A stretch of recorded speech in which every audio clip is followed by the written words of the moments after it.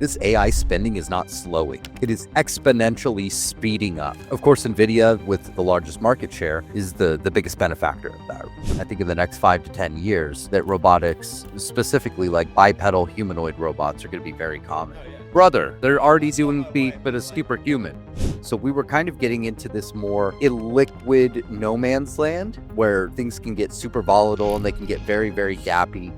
When that happens, demand for construction materials goes absolutely nuts. QXO is positioned perfectly to be able to capture a lot of that. Let's say you're an institutional short seller with massive resources. This would definitely be the spot you would not want it to break. Stupid cheap for that amount of leverage. Right. So IV has been absolutely crushed on them, and they are once again being priced for failure. In all reality, this business hasn't been this strong since like... Cause we pop 'em like over red and vodka. C3, okay, a millionaire. I'm a young money millionaire. The whole week is a countdown to Nvidia. Tomorrow we got earnings, as we discussed yesterday. Gonna dive a little bit more into that today. Stocks are grinding higher today, though. I unfortunately put some puts on my baby Nibius yesterday for the first time ever. And I got wrecked for doing so. But keeping them on, let's see, just in case Nvidia drops the ball somehow.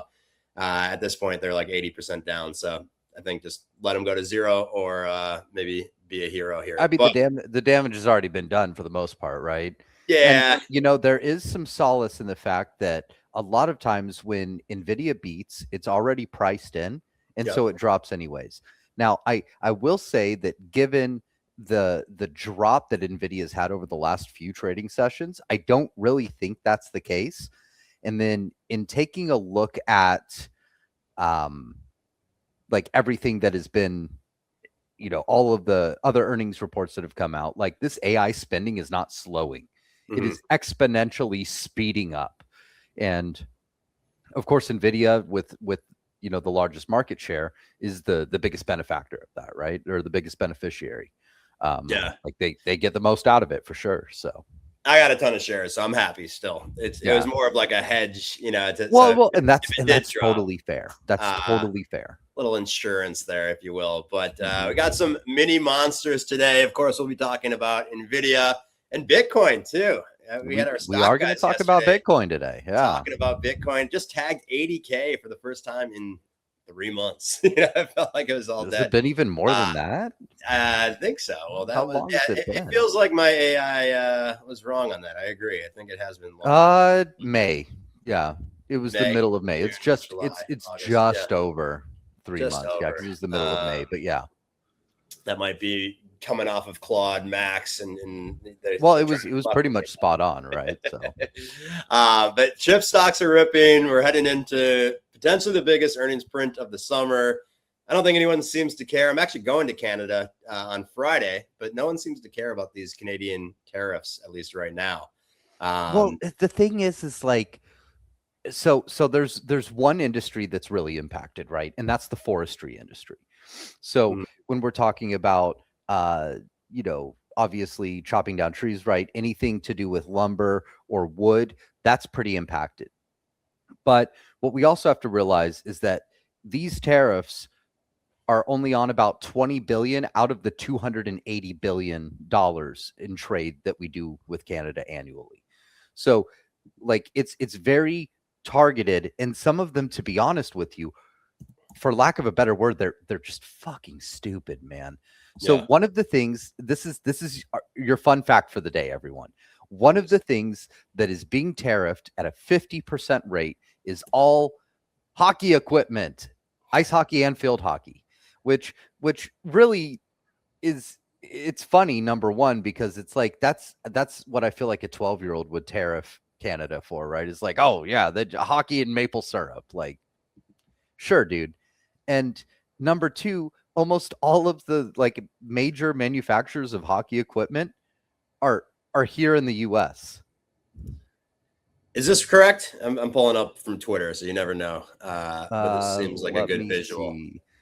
List of tariffs Canada imposes on US goods.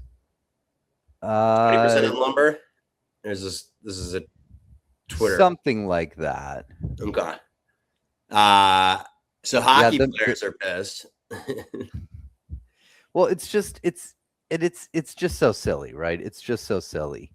But yeah, we're tariffing the hockey equipment. One of the big things that we're tariffing too is alcohol, like a bunch of different kinds of alcohol. I could actually pull up like that full list for you if you want. Yeah, why don't you pull it up? Yeah. So that would be Pabst Blue Ribbon. That would be what are they? There's another one up there that we used to drink in high school. Trying to think of, not Seagram 7. What was the? Here we go. It's called like Canadian whiskey, isn't it? Something like that.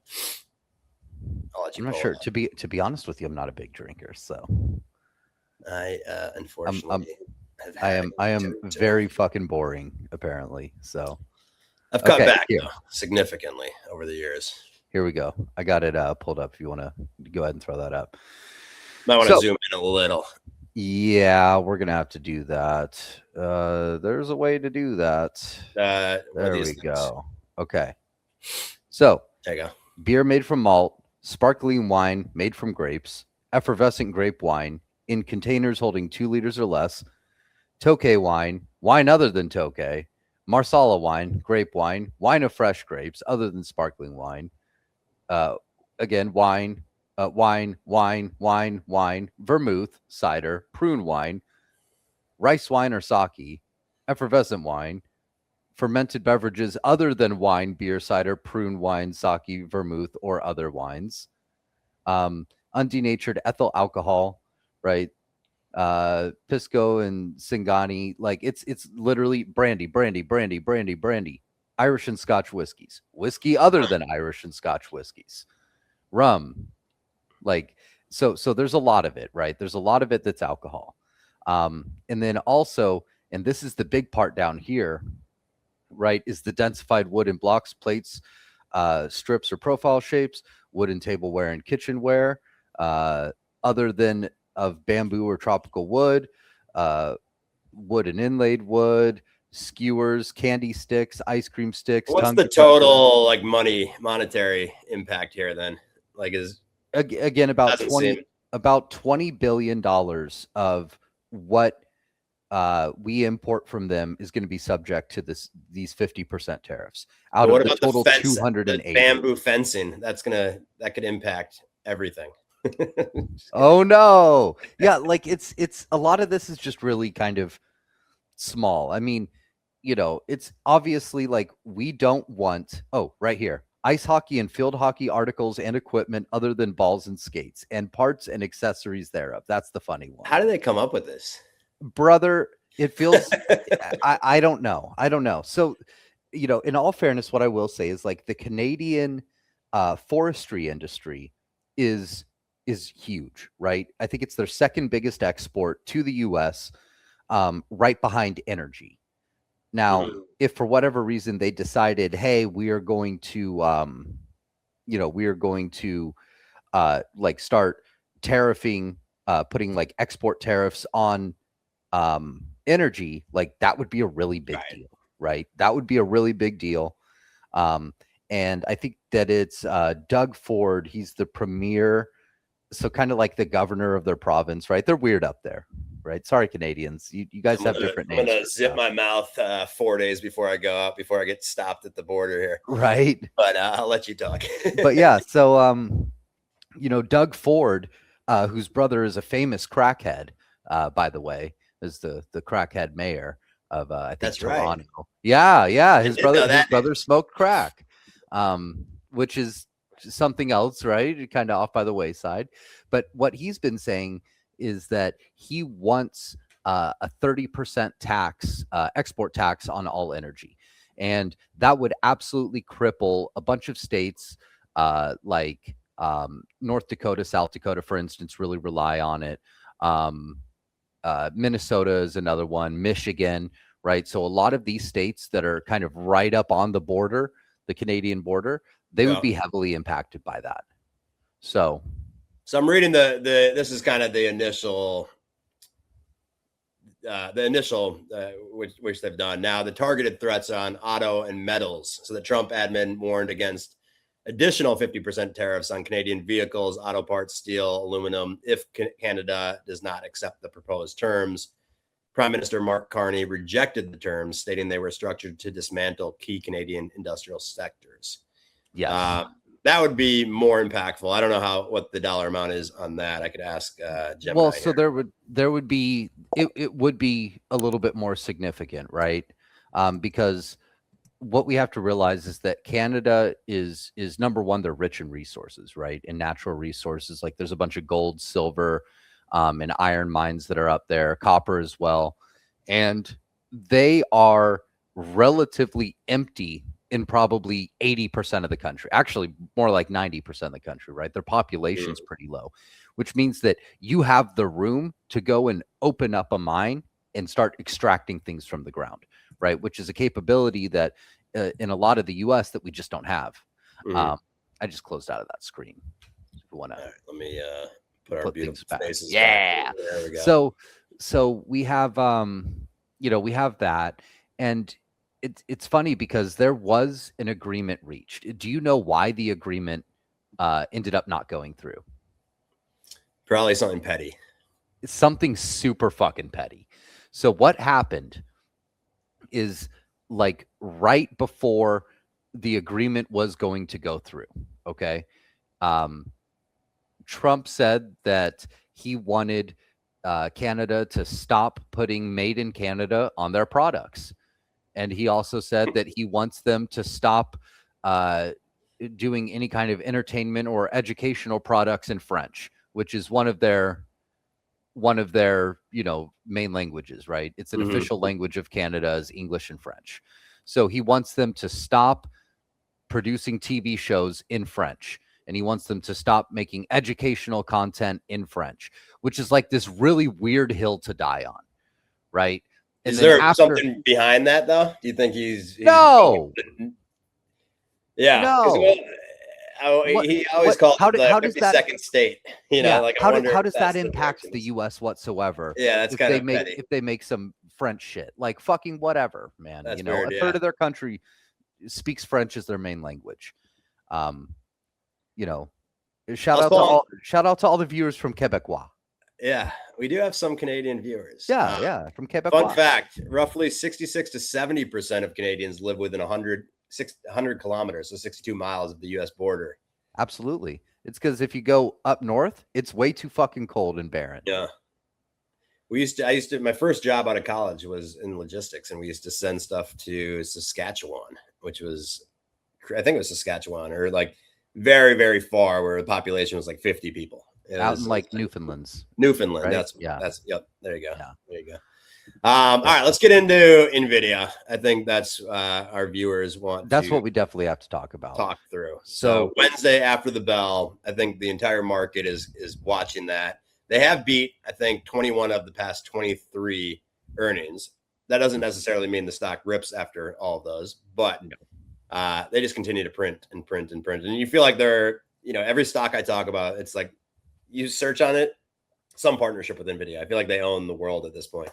They're connected with everything, it feels like. So Nvidia does a really, really good job of making sure that they are integrated into any modern tech company. So not only are they the supplier, but they often invest in the companies that buy from them, which gives them a return on investment, as well as gives the company that they invested in more money to buy from them. And some people point to this and they're like, oh, but it's all circular and it's all made up. Like, it's circular, but like, these are real revenues, right?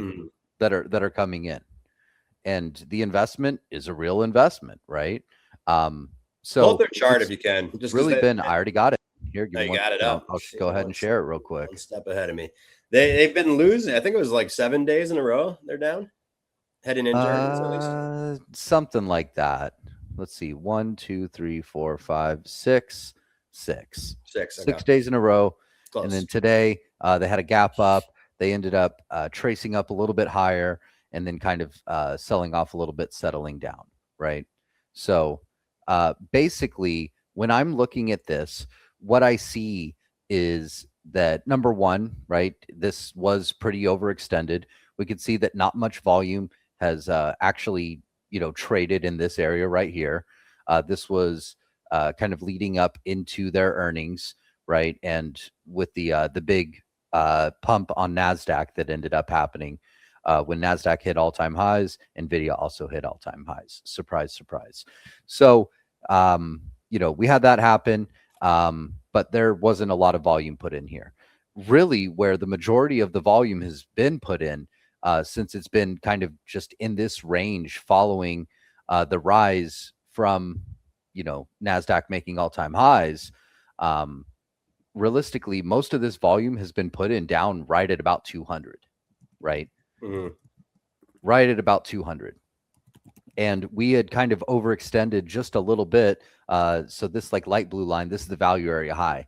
And this, what this is showing is that 70% of the volume that has taken place on NVIDIA for the selected range has taken place below this.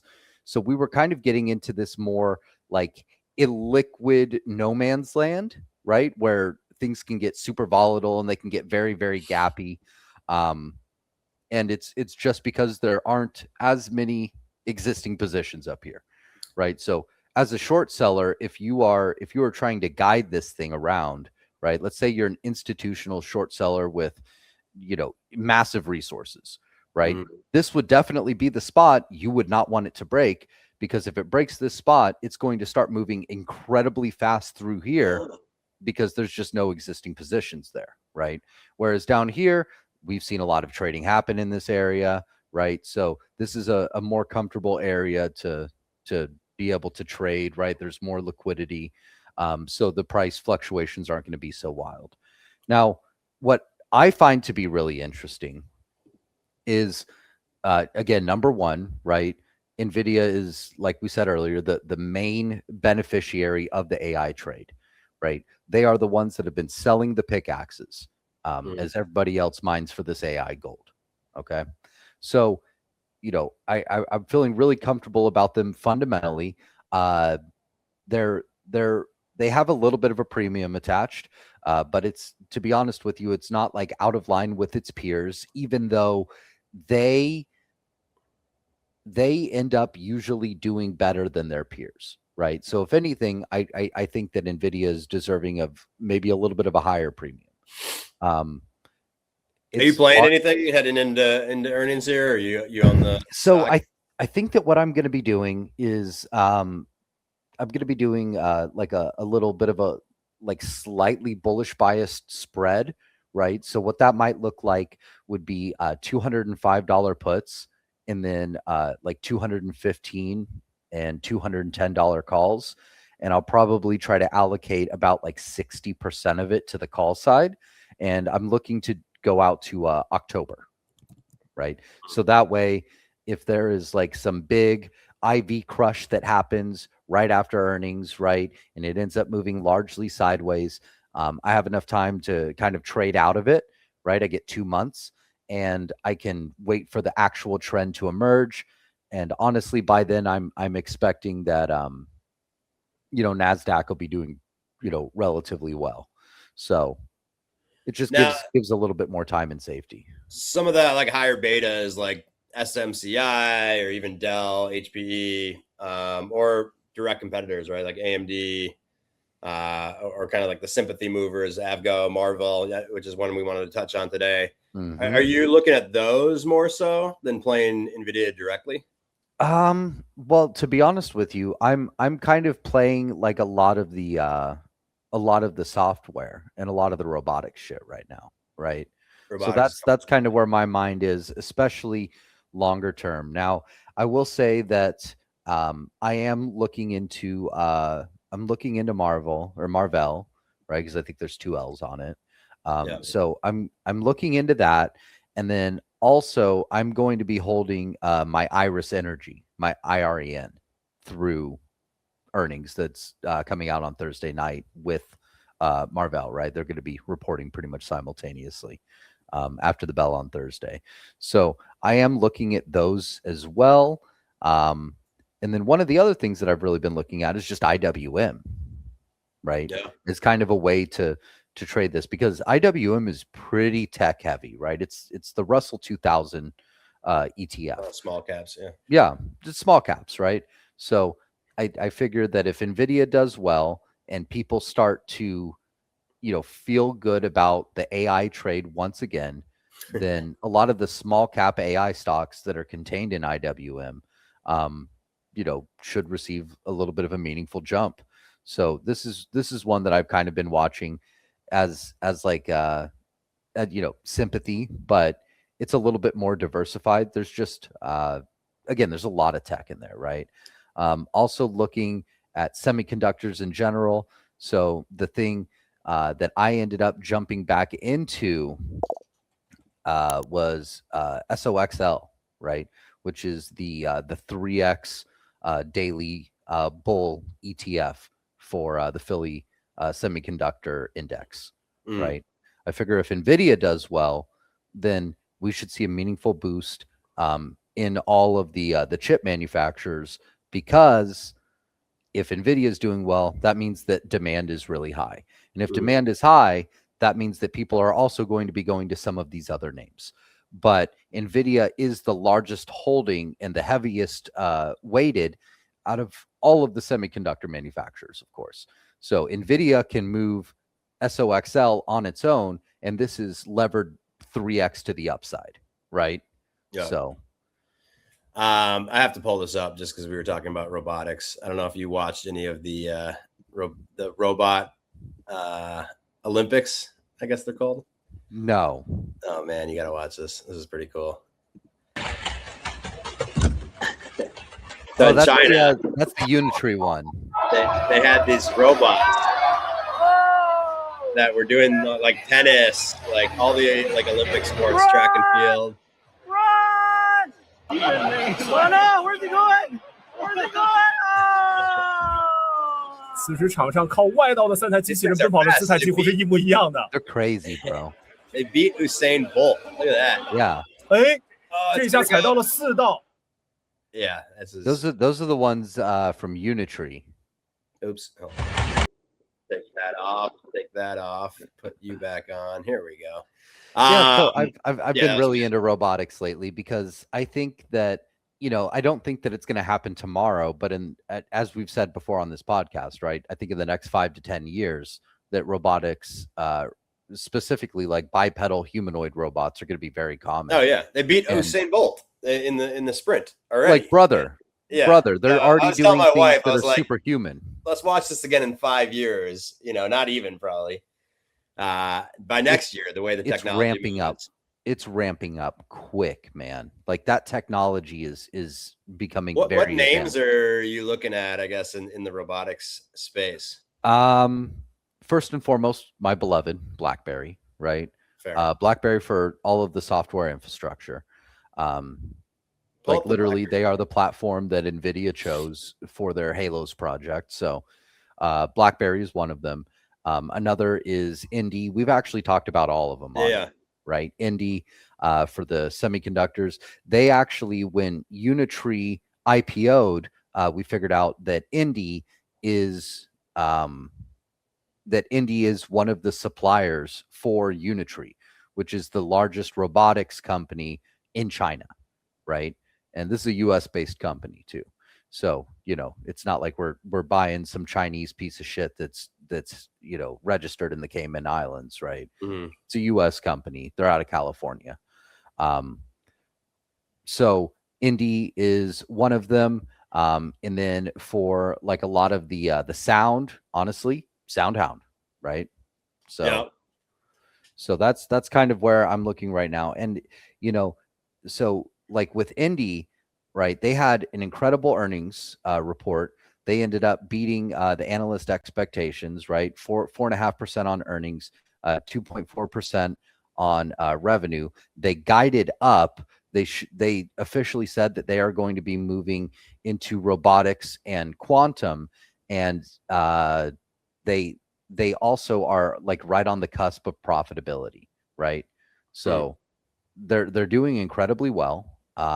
And I think that we are about to hit this major inflection point here. For BlackBerry, it has just been fucking beat down lately, man. I don't know why it always defaults to the Toronto Exchange. Maybe it's because it's a Canadian company, but I'm not 8 now. 7.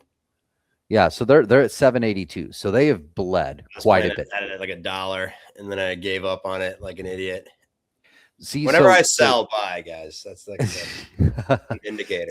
So it's funny because my plan with BlackBerry is that right now I'm holding a bunch of I'm holding some January 2027 calls for $10, and then I'm holding a hell of a lot more January 2027 $15 calls, and then I'm holding some shares. And if everything goes right, they have earnings in just a month, right? 30 days. If everything goes right, I am hoping to exercise those 10s if they're in the money. And then I'm hoping to exercise those 15s, thinking that they'll probably be deep in the money in a year and a half, with all the QNX royalties that are coming in, right? From their software, right? That is like the backbone of robotics in most vehicles. And then realistically, I'll just take all those shares and I'm just going to fucking hold on to them for the next decade.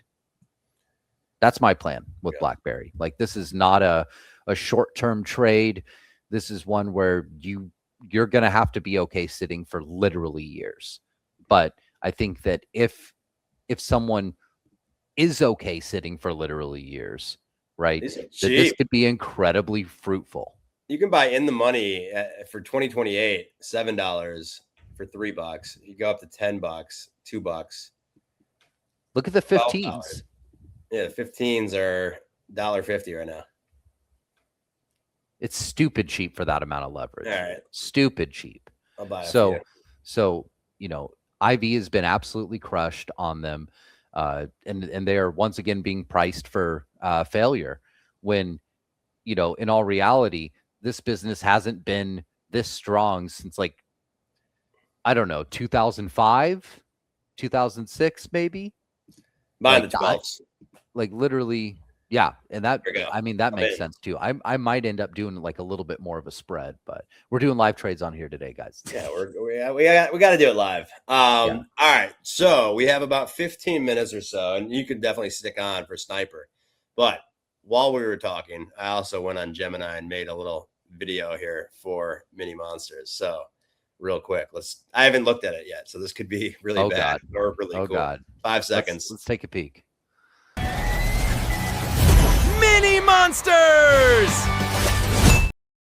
That's pretty cool. Yeah, that's not bad. See, AI is coming along, man. AI is coming along. And that's I gotta get it a little lower. Like, I used to do Mini Monsters, so we got to get more of that voice going. We need like that low distorted. I'll work on that for next one. Yeah. Those are cute monsters. What? Yeah, right. We don't want that. We need monster. Like I want like Space Jam monsters, bro. Exactly. I want the Monstars. So some of these we touched on. BlackBerry we just did. QXO, Iron, Marvel. I don't know if Marvell. I don't consider a mini monster. We gotta. What is a mini monster? We gotta decide. Is that under 5 billion? Is it under? It would be under 5 billion. Right? Under 5 billion. Are any of these under 5 billion currently? SoundHound, BlackBerry are. QXO is right over it, I believe. Okay. Let's do QXO. I don't know anything about QXO. I think we touched on it last time. We touched on it, but very sick. I don't remember anything. All good. So QXO is they are a building supplies and distribution company, right? Wholesale, construction, distribution. So that's right. This is the brainchild of Brad Jacobs. So I think that one of the big things that we are going to have to touch on first, really, because this is the main thesis, right? Is Brad Jacobs and who he is and what he has done in the past, right? So this guy's 70, right? He's been doing this a long time. So the first thing he did is in 79, he co-founded an oil brokerage firm. He was trading, where they basically traded oil futures, right? He was the CEO until it was sold in 83. And then in 84, he moved over to London and he founded Hamilton Resources. And then he ended up selling that too, right? So both of those sold for over $1 billion. Then he moved back to the U.S. And in 1989, he founded United Waste Systems in Greenwich, Connecticut. And this is where he started taking the approach that he's taking with QXO, right?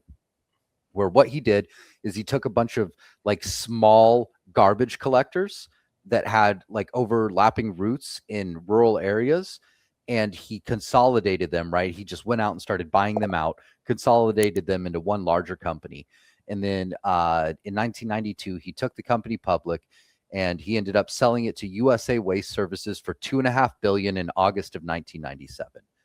1 month later, in September of 97, he forms United Rentals, being the chairman of the board and the CEO. So what he did there, you guessed it, is he went out and bought all of these small equipment like rental dealers, right? It's like private equity. Yeah. So he goes out and he buys all of them. He consolidates them. And if we want to go look up United Rentals now, right? URI. So this is now almost a $66 billion business. Like if we go out to, we'll just use the 1 month, and we can go look at where it was when he started. $23. Okay. And it is just absolutely roared to life. Obviously we're talking about something that's a little bit long-term here. Patience. Yeah. Yeah. You got to have patience, right? If you really want to be a good investor and trader, it looks like the Amazon chart. You have to be patient. Nothing for 10 years and then rips. So total, if you had bought in right around the IPO, and this is again, like you weren't buying the fucking bottom if you bought the IPO, right? But if you bought the IPO right now, you'd be up, over 6,000%, right? So this guy has a great for the audience though. That is how many years? 20. Yeah, from 1997. Yeah. So actually, almost 30 years. Yeah. Huge, right? But very notably, right? It didn't take all of that time, right? Like it started kind of ticking up, right? There were two big financial crashes that happened here, and then it started moving up with the broader market, right? So he founded United Rentals, which if you're anywhere close to construction or if you've done any work on your home, then you're familiar. So then what he ended up doing is after he sold that, he took a little bit of a break, and then he ended up investing $150 million in XPO, which is a transportation and third-party logistics provider, right? He became the chairman and the CEO. He had ownership of about 71% of the company. He later listed it on the New York Stock Exchange under XPO, and then he led the $7 billion spinoff of GXO and the $5 billion spinoff of RXO, right? So now we are on to QXO, which is the most recent brainchild. Okay. So right now he is already at this point taken, this is his 8th business that he's taken to over $1 billion valuation. Right.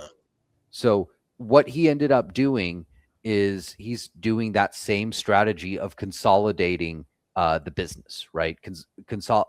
Consolidating the market rather. And this is not only following the same playbook, but he has the same management that he's had through all of these ventures. He brought them to QXO with him because he brings them from one project to the next. So this is the same group of people being led by him. Okay. Now, when you have an absolute fucking all-star as a CEO, right? Like think about the greatest companies. Like what do they all have in common? They have an all-star CEO. They have a visionary CEO, right? They have leadership that is solid, that thinks about things, that has a good strategy. And I think that, if we're looking for that, then it's hard to find someone better at consolidating businesses than Brad Jacobs. I mean, this guy's track record is fucking immaculate. What are we looking at? 2028s here? I'm looking at 2028s. $10 and $15 calls. So 10's in the money. 15 Yep. for $4.20 is the mid. It's not On bad. those 15. I'll do one. Let's do one. It's not bad. Bear case. I just looked this up. Debt just doubled, so it's kind of sitting at 52-week low. This was at 13.15. This is probably previous to today. So now it's 13.80. I want to go back to that bear case. You said debt the debt doubled. Long-term debt jumped roughly 6.1 billion as of June 30th, up about 3.1 billion at the end of 2025. That was before the top build cash portion fully hit the balance sheet. Brad Jacobs is running a leverage roll-up into housing market. He paid up for top build. The $17 billion price tag works out to 14.9 times top build's 2025 adjusted EBITDA before synergies. Promised 300 million in synergies, does not fully arrive until 2030. That is a long runway of execution risk. This is 2028 enough time, do you think? Or is this going to take a long time to play out? I think that it's enough time to get to beyond break even. I don't think that it's enough time to see the full value of it, but I think that it's enough time for those contracts, right? And then ultimately, again, the goal for those would be, if this thing's trading at, let's say, $30, $45, which I think is totally reasonable, especially considering how fast their revenue's been scaling, and the fact that they are able to take their profits and use it to pay debt. Like, they're not in any kind of crunch where they're unable to pay their debts, right? And have going to have to sell these businesses. As of right now, everything has been doing really well. They've been streamlining the businesses. They benefit from each other, right? Because they are synergistic in nature. So I think that all of these acquisitions, while it does take on some debt, ultimately they're accretive, right? And short term, did those tariffs from Canada hurt this at all then? They're doing a lot of building? Not so much. If anything, it actually might kind of help them, because they are they ended up acquiring Kodiak Lumber, and that is a big lumber company that is out of Colorado. Okay. Right. Interesting. So they have U.S. lumber, right, as a major part of their portfolio, and I think that if anything, again, it kind of helps them a little bit, right? Because now maybe it's a little bit cheaper to go through Kodiak as opposed to other places. We won't know the effects of that until Q3 earnings report. But I'm expecting that everything is going to continue kind of chugging along. Now, one of the big things that can happen for QXO, which is actually a catalyst, would be a natural disaster.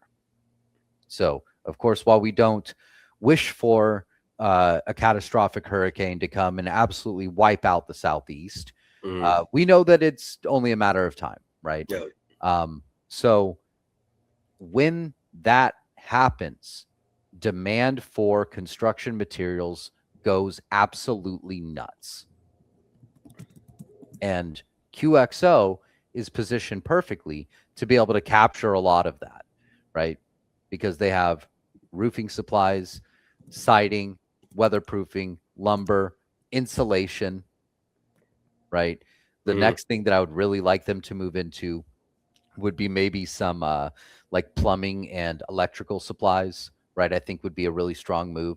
So that way they can kind of be like a one-stop shop, and they can just literally use their superior supply chain and bulk purchasing power to drive all the competition away, right? Because the when we're looking at like the construction supplies business, it's very fragmented right now, and QXO is trying to kind of bridge that gap and make it a little bit more corporate, right? Just take it all into one big company. Some natural disaster facts. The average number of billion-dollar disasters in the U.S. has surged from about 3 per year during the 1980s to 20 per year over the last decade. So you're right. I mean, there's more and more. Now, obviously, like, part of this is going to come in the switch from like La Nina to El Nino weather systems, right? Mhm. You know, climate change. You get into that actually. that. I said but I didn't actually. So La Nina to El Nino, they switched how they well, so categorize it or something. well, so no, so a La Nina is like they're two different phases, right? They're two different phases. So El Nino is where things become warmer than average, right? And the winds get a little bit weaker. And it ends up basically ends up like drying out the northern part of the US, and then it contributes to like a bunch of rainfall in the south, right?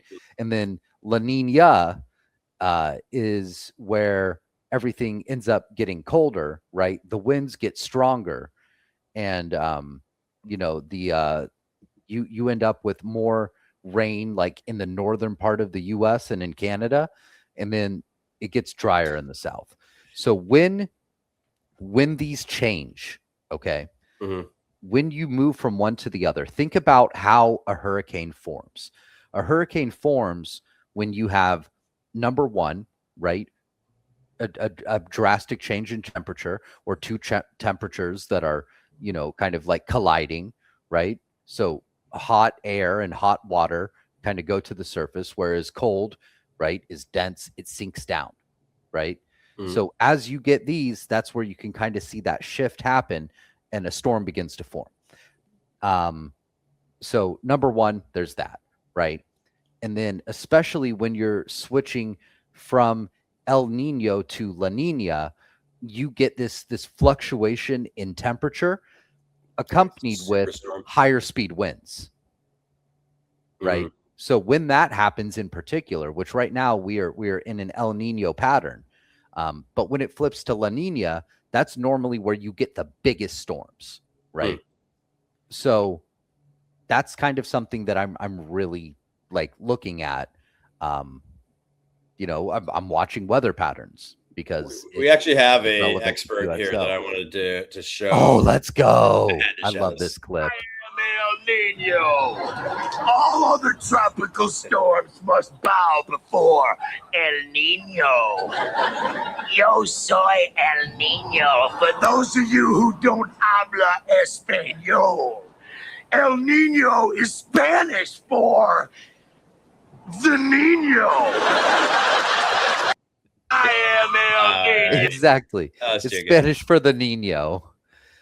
So it's the boy and the girl is what it is. Actually, right? Like Nino, Nina, right? I learned a little bit of Spanish living in California. There you go. A little bit. But yeah, so when we see that switch happen, you can expect that there will probably be some pretty significant storms, and with significant storms often comes significant damage. And who is there to pick up the pieces? Our lovely friend QXO, right? I love it. Preparing for this. So I think that this is a really strong long-term choice. I think that if you are trying to trade this short term, you are going to be very fucking disappointed, up or down. Like it doesn't really move that much. So I bought a January 21st, 2028, $15 call for $4.30, $430. I gave it a mini monster. I agree with you. And just watching those charts, my thought is this may take a little bit longer, but I'll take a little gamble with you. It seems like such a no-brainer, though. It seems like such a no-brainer. And you know, we're not always going to be right, but fortune favors the bold. You miss 100% of the shots you don't take. And one of the biggest rules in investing is, you know, you have to be patient, and you can't be a pussy. And I'm pretty sure that it was Warren Buffett that said that, right? he said, be patient. And then at a different, completely unrelated time, he said, don't be a pussy. And if you don't believe me, well, you probably shouldn't. But, you know, that is basically what he said. Okay. That's basically what he said. So what I think the play here is, again, you buy some shares, you buy some of those leaps, plan on, exercising those leaps should the price rise, and then sit on the shares, right? Sit on the shares and forget that this exists. And in 20 or 30 years, you're going to be very happy that you did this, and you can pass them down to your ungrateful grandchildren. So, quick side note, Renato, super fan of the show, says smash the like button so Daily Stack beats that YouTube algorithm. We are a pod of the people. So I love Renato. Yeah, he's the man. We got to give him see. some swag. I think it's a man. We still don't know. But I believe so, based off context in our And Renato in the picture. Yeah. Yeah, that seems like Renato's a man's name. A lot of contextual clues here. But got a lot of the man. Clues. Smash the like button. I've never done this. Smash the like button, retweet, comment, do all the fun stuff to continue this. He is not here right now. Sniper is probably out just sniping stocks right now. So we do have time. If you still have time. Yeah, I could do one more. I was leaning towards Iron, but you could. It's your show. Well, here's the thing, right? So I'm long on Iron, right? And they're reporting Iron's got like a Palantir-esque, FinTwit following. I'd say like there are firm believers in Iron. I'm actually in an Iron group. It's funny because and I've been saying this for a while, right? I think that Iron is a $100 stock, and I don't think it's going to be there like today or tomorrow, but I think that like give this a year or two.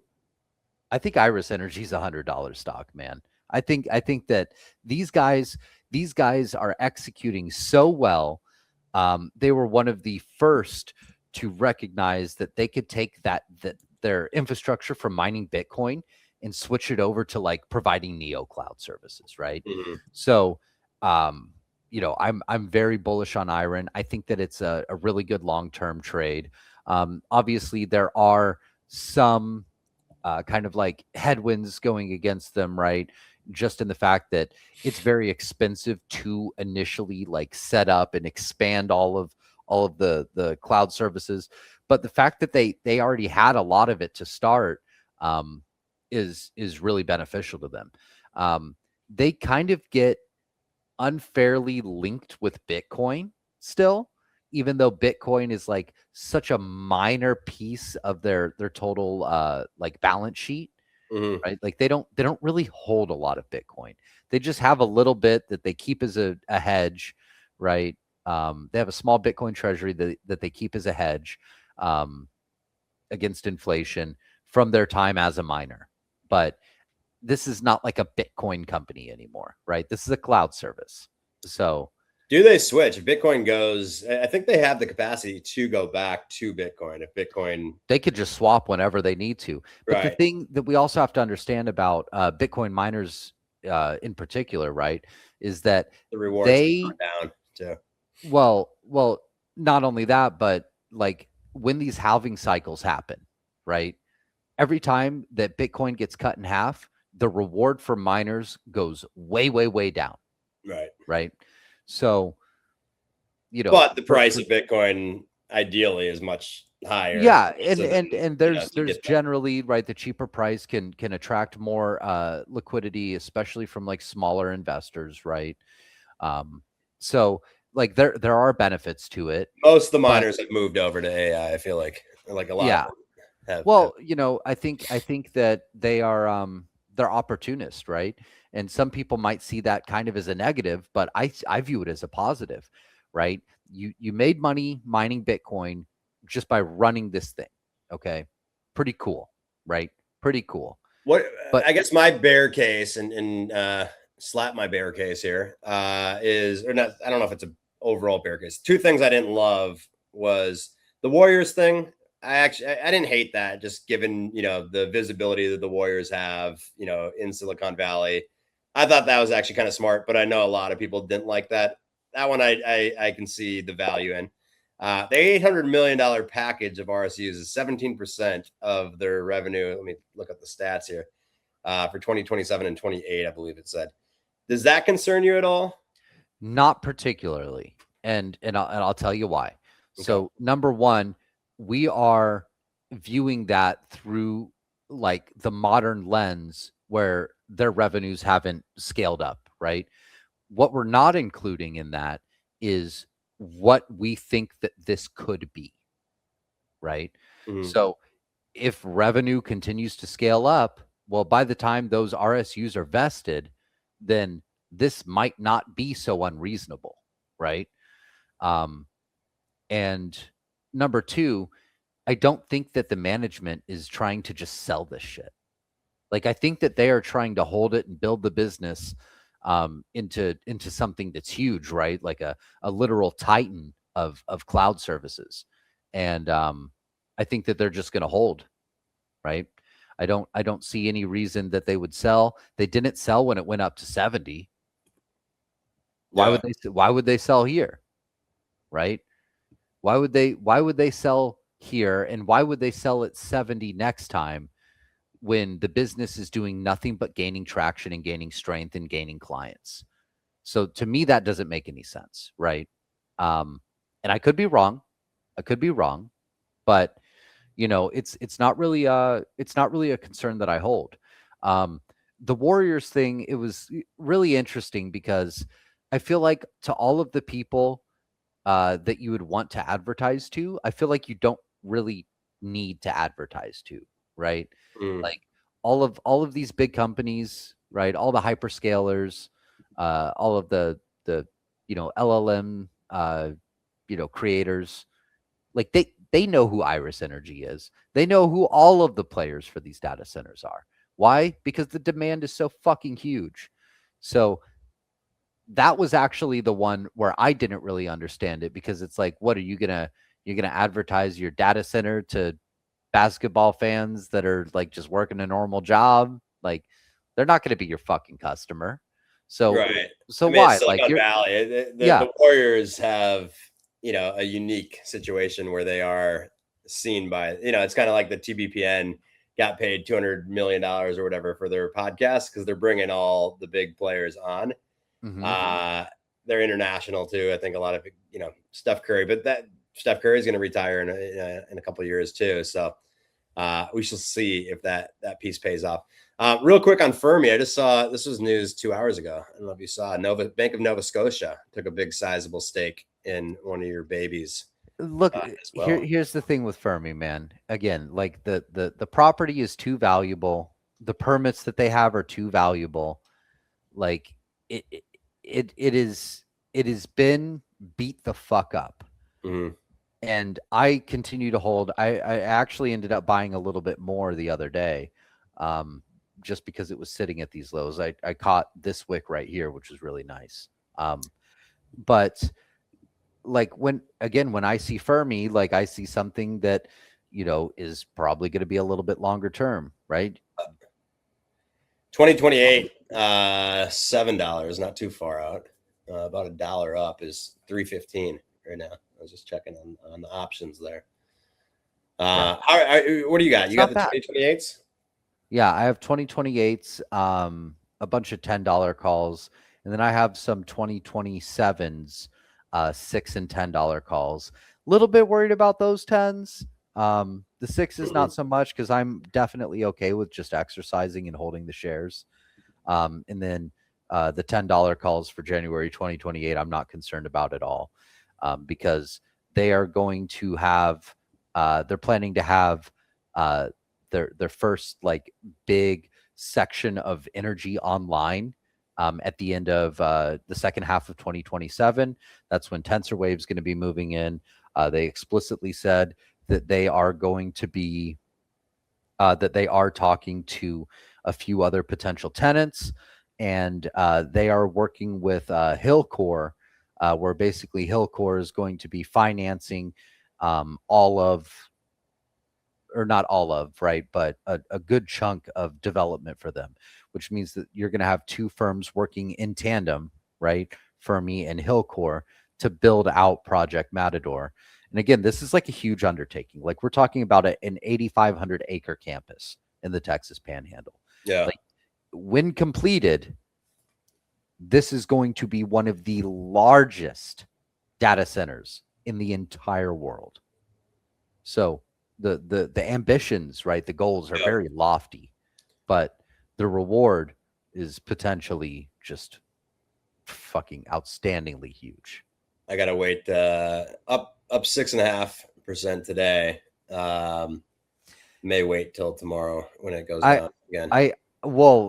I don't know that necessarily it will, but what wouldn't surprise me is for us to sit and chop and consolidate in this range for a little bit. Yeah.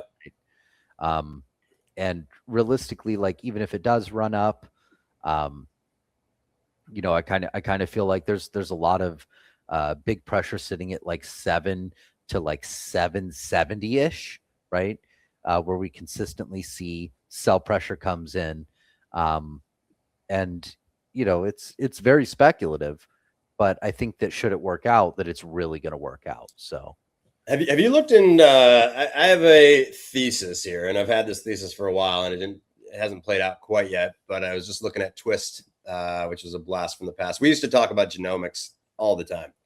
So I don't know if you've dug into any of the genomics companies, but my thesis, and I want to put this live, I think I talked about this yesterday a little bit too, is the big pharma is going to come in and want all that data that they have.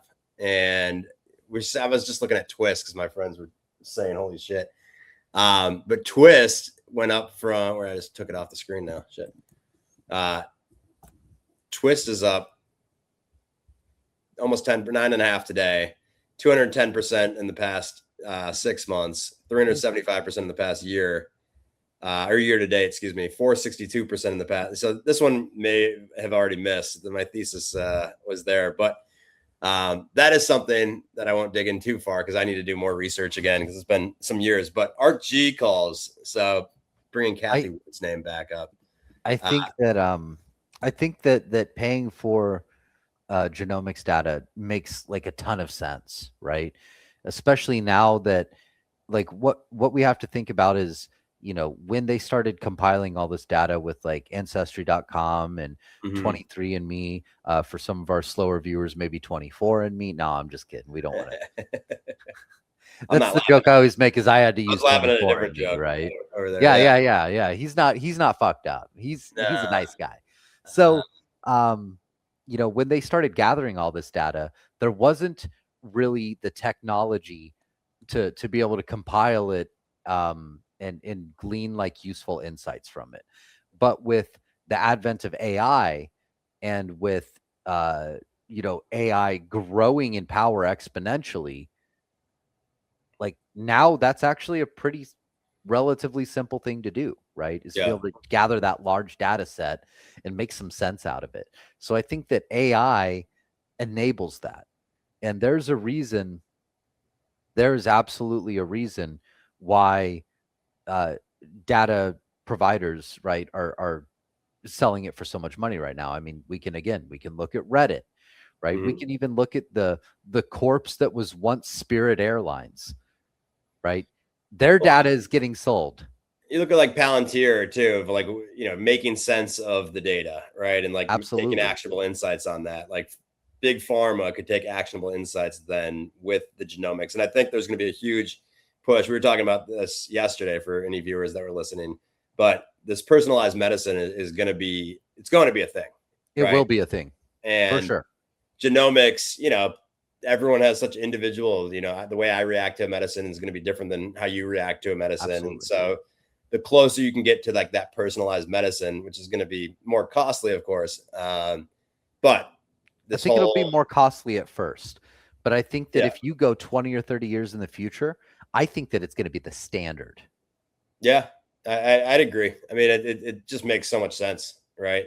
Yeah. And this I hate to say a push towards longevity. I think people have always wanted to live longer, but absolutely, it feels pretty prevalent now. It's human nature, right? Like we literally have it built into our systems. Like we are animals, and we will look to survive. I mean, people do insane things to survive. You know, think about if you're starving, right? We could look at like the Donner Party, for instance, right? John Q in the movie. They ate their fucking families to survive. That's how strong the will to survive is in a human. Okay. Or the movie Alive. Have you ever watched that? There was a plane crash. I think it was the Andes. But there's a few survivors eating some of the. This is a true story, actually. Watch it; it's a good movie. Yeah, I'll definitely have to watch that. I was just looking at the price of genomics, though, too. Sorry, just to finish my thought. 2028, it's at 60. I mean, at 50 right now. You're looking even at like 70, which is up significant. Those are still $7. I mean, they're not like super cheap to go that much. And I don't know if we missed the run. You said for January 2028. Yeah. And it's 70 right now, and there's $7 for the 70 calls. Yeah. Someone knows something. But I mean, if that's at the money, I mean, you're really just betting like, will this go up over 10% in the next year and a half? I mean, that's not really unreasonable. No, it's at 50 right now, and it would go to 70. Okay, that's a little bit different. Yeah, gotcha. March though, ARCG was March of this year, so not too far ago. It was $24. Looks to be the low, $24.82, and now it's $50.29. What's the ticker on that? ARKG. So if you're lazy and you want to just trust Kathy Wood finding the best genomics companies, that's probably the best. Oh no, not. But I think there's going to be a few winners. CRISPR was one of the ones that we were looking at. Twist was one name that we used to talk about. So the top holdings. CRISPR is one that I've actually followed a bit. CRISPR is fucking wild. I mean, their technology is used. It's crazy, man. Like, I'm surprised that stock's not way big. I remember, I think it was 2012. It's just expensive, right? It's expensive to run these tests. And you also have to think about, like, there are not a lot of people realistically that are actually qualified to do this kind of research. Like you have to be a literal genius to be able to do this kind of research, right? They're not just pulling in some geek off the street, Yeah, the AI trade was so obvious with genomics now, looking in hindsight capital, dude. We got to start hindsight capital, bro. We got to start that fund. That would be a fucking great name. So Sniper said 30-40 minutes, so I'm not going to keep you on here for that long. I'll say I do have a meeting that I have to jump into. Yeah, no, I got some stuff to do too. So we're going to wrap this one up. I will bring Sniper back on around like 2:30.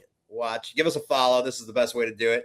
At Daily Stack HQ, father of trades on StockTwits. We're going to get him on Twitter one day. We will make it happen. I think you just got to hit that forgot password button. I know. I got to do that, and then I got to figure out what fucking email it is. Like, dude, it's this whole long story. Okay. Yeah. Well, I got that going on with YouTube. One of our YouTube channels is with an old Gmail that I think deleted now. So I have like that's kind of the case for me, right? It's something somewhat similar. It's brutal. And you know what? Let's do a fun little interactive thing too. Okay. So why don't you guys, all the viewers, reply to this video and tell us how long you think it will be until robotics are mainstream in our everyday lives. And I mean like bipedal, 2 legs, humanoid robots. How long do you guys think it's going to be? Alongside us, working with us. You're going to see them when you go to stores. How long do you guys think it's going to be? Let's do a little poll. Tell us how long. I like that. Either on YouTube or even more fun, Twitter or X at Daily Stack HQ. I'll post that. What are the options? Should we make it multiple choice? Keep it easy for people? 3 years, maybe we could do like 1 to 2, 3 to 4, 5 to 6. We gotta get the engagement. Let's get the algo going. So make a comment. More specifically, maybe we do a poll. We're gonna have some fun with this. I like the idea. I think it'll be fun. I'm gonna get some lunch. What people think.